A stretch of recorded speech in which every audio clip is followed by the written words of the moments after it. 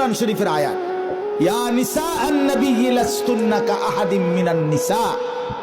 আল্লাহ বলছে, হে ঈমানদার নারী, নবীর স্ত্রীগণ, তোমরা ঈমানদার নারী, তোমরা মুমিন মহিলা, মুসলমান নারী, খোদার কসম কোরআন শরীফের আয়াত, আল্লাহ বলছে তোমরা লাস্তুন্না কা আহাদিম মিনান নিসা, তোমরা ঈমানদার নারীগণ অন্যান্য মহিলাদের মতো নও। তাহলে তোমাদের দায়িত্ব কি? আল্লাহ বলছে ফালা তাখদানা বিল কওল ফায়াতমা আল্লাযী ফি কলবিহি মারাদ।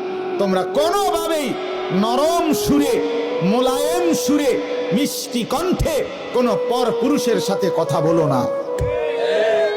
খোদার কসম, কোরআন শরীফ। কেন? ফায়াতমা আল্লাযী ফি কলবিহি মারাদ।